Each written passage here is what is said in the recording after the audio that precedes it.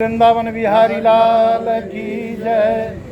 अति विषमय पुनि मुनि पछताई, सादर मुनि मोहि लीन बोलाई।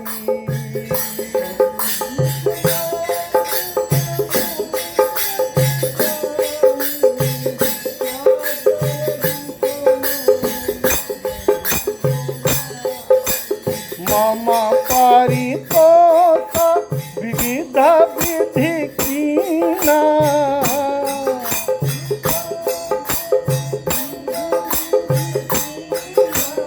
हर सीताराम मंत्र सब दीना।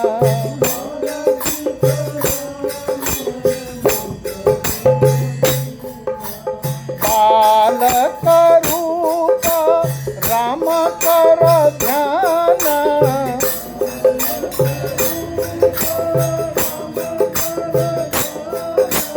कहूँ मोहि मुनि कृपा निधान।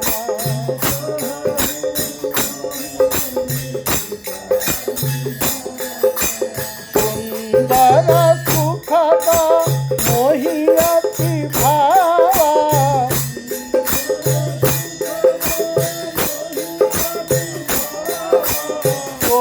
प्रथम ही मैं तुम्हें सुनावा। अब आप बताएं, कितनी सुंदर बात है।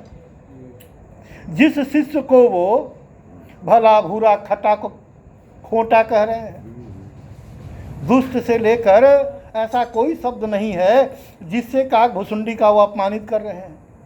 अच्छा, एक पल में ही उन्हें इतना गुस्सा आया कि उन्होंने कहा कि सपति हो ही चंडाला, तुम चंडाल पंछी हो जाओ, कौवा हो गया। अच्छा, उसके एक पल के बाद ही उनको लगा कि नहीं, मैंने बहुत बड़ा अपराध किया है। इसका अर्थ है कि कहीं ना कहीं परमात्मा ने इनकी मति को उन्होंने फेर दिया।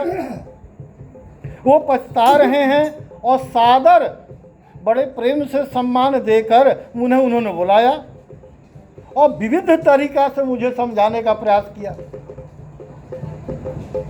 पश्चाताप करने वाला, पछताने वाला व्यक्ति और बार बार पश्चाताप करके पछता रहे हैं, मुझे आदर पूर्वक बुला रहे हैं। उन्होंने अनेकों प्रकार से मुझे संतुष्ट किया कि हमने कोई गलत, हमसे भूलें हो गई, आप क्षमा करो।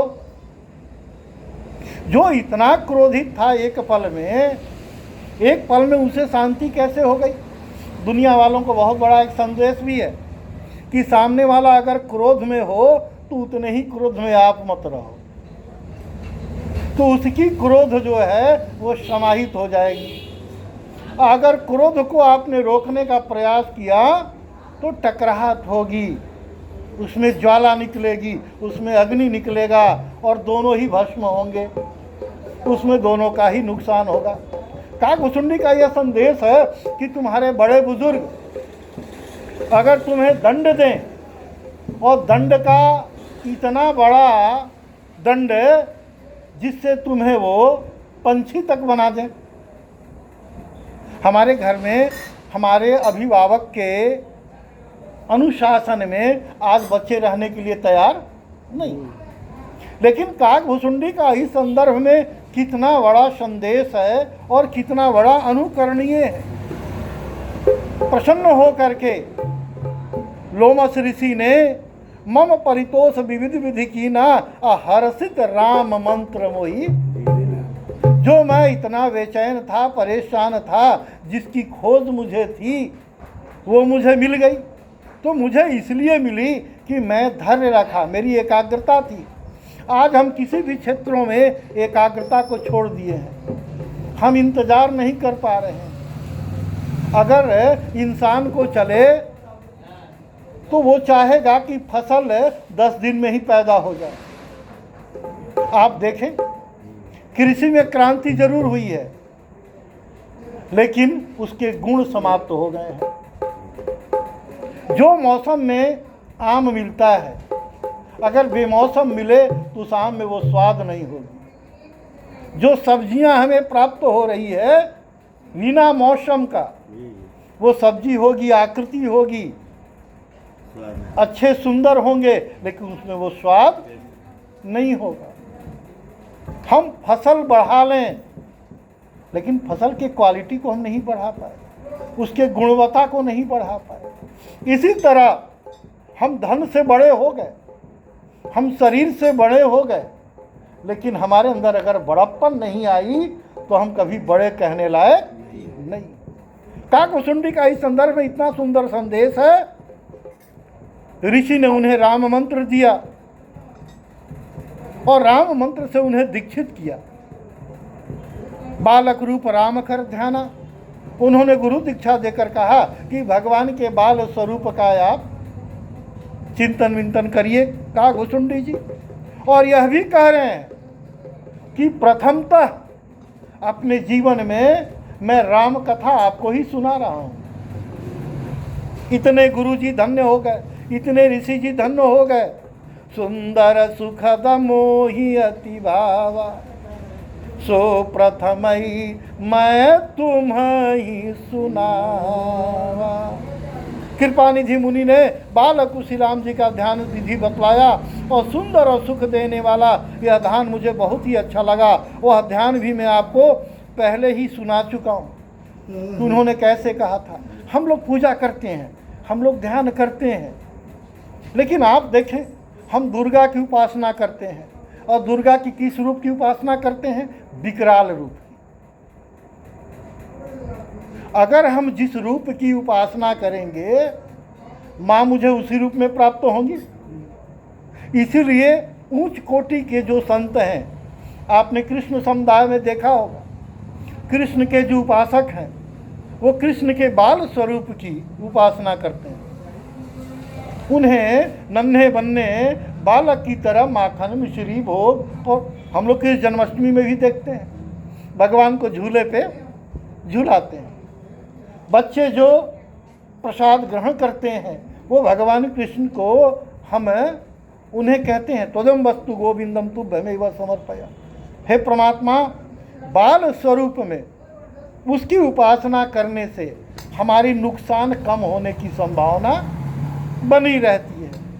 इसीलिए काकभुसुंडी को भी लोमस ऋषि ने कहा कि आप भगवान के बाल स्वरूप का उपासना कीजिए, ध्यान कीजिए, और बड़े ही आनंद होंगे।